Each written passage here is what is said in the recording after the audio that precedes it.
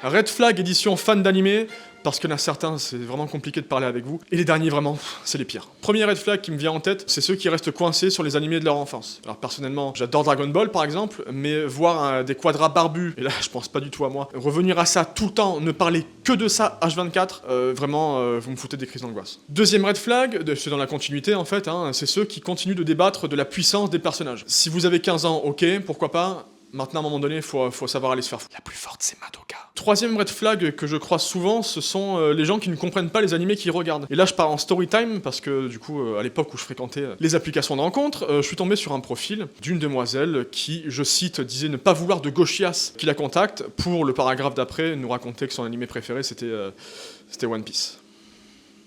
Quatrième et avant-dernier red flag, parce qu'on va pas faire que ça non plus, mais c'est dans le même style en fait, ce sont ces gens qui, par exemple, ne voient pas une romance homosexuelle quand ils en ont une devant les yeux. Voilà, je sais pas s'il y a des fans de Yuri on Ice parmi vous, mais on se sait.